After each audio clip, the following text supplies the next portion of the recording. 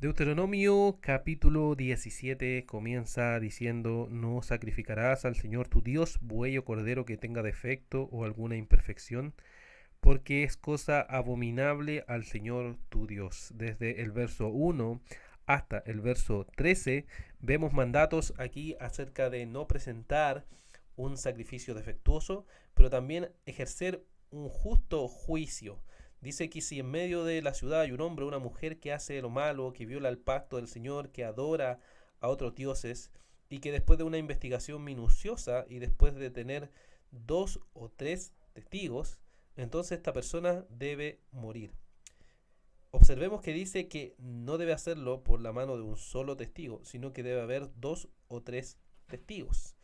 Entonces ahí es cuando se debe ejecutar el juicio. Pero luego del verso 8 al verso 13 nos dice que si el caso es mucho más difícil de lo que uno puede pensar, es un caso de homicidio o de asalto o de pleito o de litigio en las puertas, entonces deben ir donde el sacerdote, y el sacerdote es quien debe ayudarles a hacer un fallo de este caso.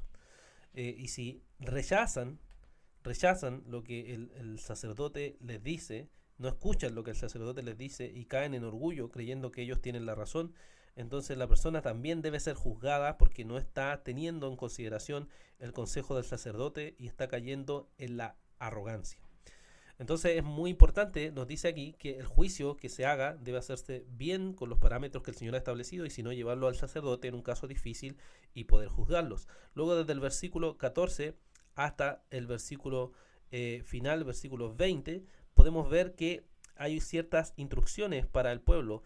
En el caso de que haya un rey, dice, cierto, que el pueblo pida un rey, algo profético, ciertamente hacia el futuro. Este rey no debe ser primero extranjero, sino de que debe ser un hermano suyo. Tampoco debe ser un rey que tenga muchos caballos, porque ciertamente podría crear en su corazón cierta arrogancia. Tampoco debería tener muchas mujeres porque dice que se podría desviar.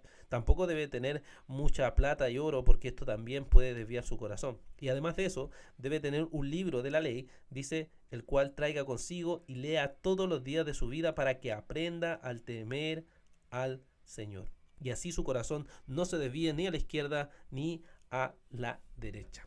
¿Qué es lo que podemos meditar, hermanos, de este capítulo número 17?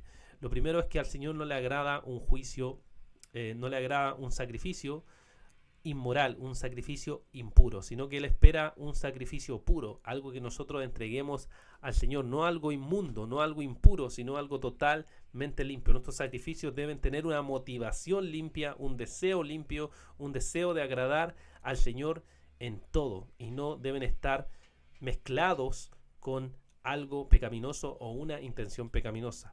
Veamos que el Señor nos entregó al Cordero perfecto, a Cristo. No tenía ninguna mancha, fue totalmente puro al entregarnos a este Cordero. También podemos meditar acerca de los juicios. Los juicios que hagamos en el pueblo del Señor tienen todo un parámetro a seguir. Esta misma idea de dos o tres testigos lo encontramos en el Nuevo Testamento, en el Nuevo Pacto, en cómo deben juzgarse los pecados en la iglesia. Si alguien peca, se le va y se le dice personalmente, si no se llevan dos o tres testigos para mostrarle su pecado, si no se dice en la iglesia, o si no finalmente es expulsado o excomulgados del pueblo del Señor. Pero hay una participación en la cual, así igual como el sacerdote, los ancianos participan con sabiduría dada de Dios para poder ejecutar este juicio justo contra aquel que ha hecho el mal. Después de haberse investigado, después de haberse estudiado bien el caso, entonces se ejecuta la sentencia contra aquel que está viviendo contra la voluntad de Dios. Nos muestra que tenemos que juzgar justamente, pero a la vez no podemos permitir el pecado dentro del pueblo de Dios, sino que debe ser expulsado, sacado fuera del pueblo del Señor.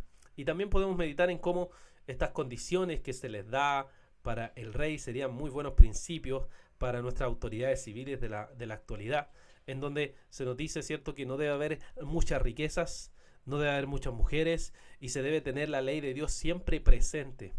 Eso debería ser siempre algo muy importante para los líderes de la iglesia, que obviamente deben tener la palabra del Señor y vivir conforme a ella, pero fuera de ello, la palabra igual nos da principio y debemos empujar, presionar, razonar con las personas que son autoridades del mundo para mostrarle que la palabra de Dios es justa, que la palabra de Dios nos muestra consejos sabios y profundos sobre todo. Y eso es porque la verdad ha sido revelada en Cristo, el cual ha venido y ha sido completamente perfecto, mostrándonos el camino que tenemos que seguir.